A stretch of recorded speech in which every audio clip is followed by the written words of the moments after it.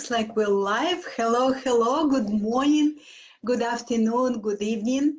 I am very happy to have you here. Welcome to the mini class series, Money Matters in Your Relationship. I'm Mila Levis, Financial Independence Mentor. And I really appreciate you taking time to watch this mini series with me. Today is gonna be our I believe it's a third video in this mini series, Money Matters in Your Relationship. And today we're gonna talk about saving, spending, and investing. 3 guidelines for making financial decisions as a couple. Whether you watch this video live or gonna watch recording, I would love to hear from you. First of all, say hi and where you're from. And let me know what you think about this guidelines, this insights that you may get from these videos, and what works for you, what doesn't work for you. Okay, so I would love to see your comments, your input, your feedback. Thank you very much for being engaged in these videos. Okay, so today, last week, we talked about sharing financial responsibilities as a couple, how to share the common expenses. Today, we will continue this conversation and talk about making financial decisions as a couple. Managing money is not just about figuring out how to share the family expenses. It's also about making sure the responsibilities for managing money are equally distributed. And managing money in a couple is much more than simply paying the bills, right? It's also about planning your savings and your spendings and making investment decisions as well. So the first guideline for making decisions in financial decisions in a couple that I want to invite you to consider for you is have money dates to discuss your family finances. It is very common in a committed relationship that one partner takes on a role of a money manager and the other partner just kind of knows what is happening, but not really. And I must admit that when one person does all the money tracking and makes all the decisions, it makes it simpler and therefore easier on the surface. Because why on the surface? Because being willfully ignorant about your family financial matters can backfire, and it often does. Besides, not being intimately involved in making decisions that affect your family finances may lead to a sense of disempowerment and disconnect. Interestingly enough, making important financial decisions together also improves the level of bond and trust in your relationship. For that reason, I recommend to all my clients to have regular, casual money dates. The main purpose of the money dates is to make sure that both partners are on the same page when it comes to family money, and that the person who is mainly in charge of paying the bills and managing family money is not the only person who knows how much money there is, where this money is going, and where this money is kept. I'm going to talk about specifics pertaining to money dates next week, but for now, just contemplate the idea of having the money dates with your partner routinely, like maybe weekly, maybe monthly. Okay, now let's talk about saving and spending money as a couple. So the guideline, by the way, if you have any questions so far, please, because I monitor your comments, please post your questions. I would be happy to answer your questions at the end. Okay, so guideline number 2, Make saving and spending decisions together. I believe that saving for the future is super important aspect of managing family finances. Therefore, it's a good idea to make your saving decisions together based on your family's long-term and short-term goals. Once you decide how much you want to save and for what purpose, then you can make your spending decisions easier because both of you are motivated to achieve your financial goals. Your short-term financial goal could be to take a family vacation next year or to buy a house in a couple of years. And your long-term goal could be, I don't know, to retire in 10 years and move to a sunny place by the water or travel the world. Whatever your own short and long-term goals may be, make sure that your partner not only knows about your plans, but is also on board with them. First of all, it's more fun to have common goals with your partner. And also, when you're both motivated to save toward the same goals, you will get there faster. Okay? So when you discuss how much both of you are going to contribute towards savings, don't forget to take into account your individual contributions toward retirement accounts, for example, 401k or your IRA contributions, which could be automatically deducted from your paycheck if you are an employee, or maybe you set up automatic contributions if you are self-employed. So, for example, if you are putting 4% into your 401k and your partner is only putting 2%, have a discussion about how you will both meet your retirement goals and whether those contributions that each of you do need to be adjusted. Just have this discussion.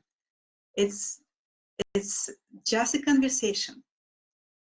Once you commit to a saving level that both of you are comfortable with, deposit that amount of money monthly into your joint savings account. Okay? All right, so again, if you have any questions, any insights, any suggestions, put them in the comments. I will promise that I will answer them at the end of this training, but I just want to make sure, for the sake of your time, that we cover all 3 guidelines. Okay, the guideline number 3 is make investing your money non-negotiable.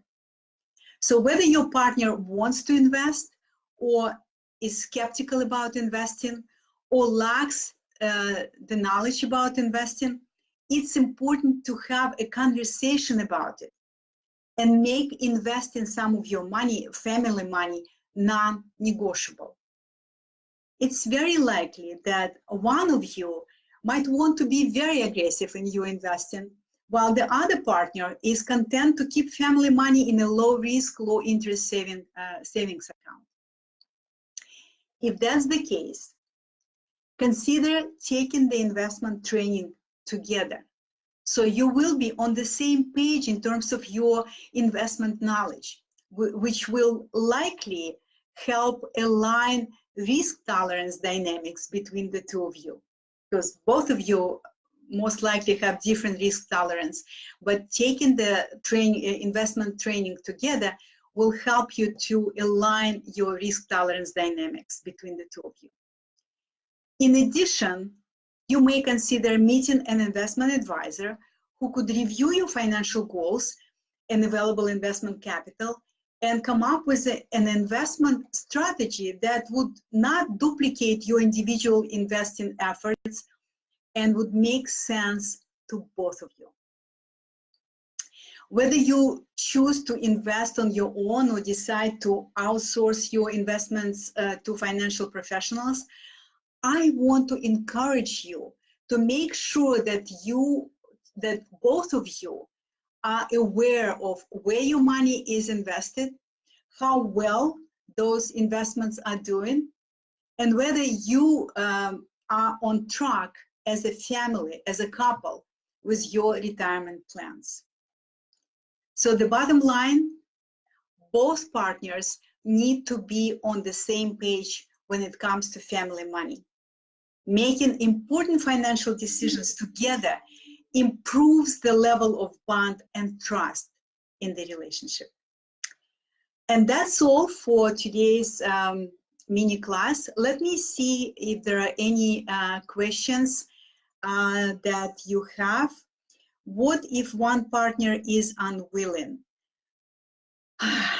That's a tough one, Gina. Unwilling to have a discussion, or unwilling to have joint savings plan, saving account, or unwilling to invest together. I mean, this is something that would help if you clarified. But let me assume that it's all of the above, which may happen, right? And happens in some couples, because you're two different people, right? You have two different money stories, and you also have different dynamics in your relationship. So unwilling to be open about financial picture.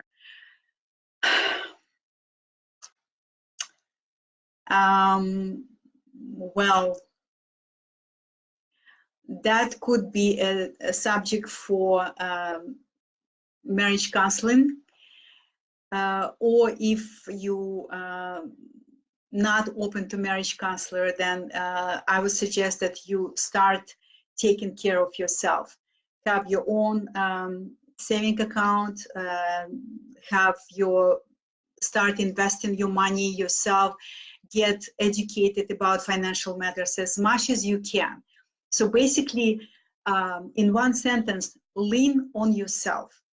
If you still want to be together and be in this relationship, then it may take time to shift the dynamics, specifically financial dynamics. Maybe it's possible, maybe it's not possible. But in the meantime, don't wait until this shift happens. Lean on yourself. So start investing, start saving into your personal account, and get financial education that will help you to feel more confident and more competent about money. Okay, I hope it helps, but it's it's quite complicated, obviously, topic that we may take offline with you. Okay, but again, it is possible. Okay, Gina says, what would be a good resource for women beginning to understand the financial picture so they could lean on themselves? Well, I would invite you to read my books, be active, ask questions in my group, Wealth Building for Powerful Women, and use resources free resources that I have in my YouTube, in my blog post, because I write a lot about financial matters. And basically, that's what your next step might be, to become so financially knowledgeable, have your financial know-how to the extent that you will feel that you are your own person, that you can support yourself, that you don't depend on anyone for your financial well-being. And this will elevate your confidence and competence, like I said. Okay, so I offer free resources. I also have a lot of programs that you can find on my website, on page Work with Milan. So I offer a lot of resources. And you can also contact me directly. I would love to have private conversation if you feel that you have some questions that I may help you to resolve. Okay? So I don't see more questions. Thank you very much. Thank you for watching, whether it's live or in the recording. I look forward to seeing you again next week for the 4th mini class in this series.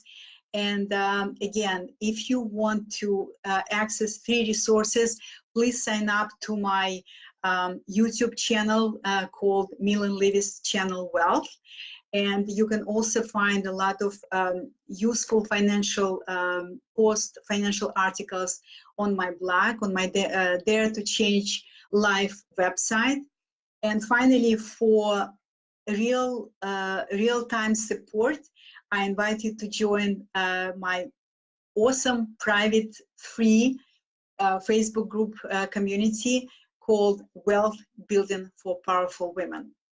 Thank you very much. Have a wonderful day and a wonderful week to your health, wealth, and freedom.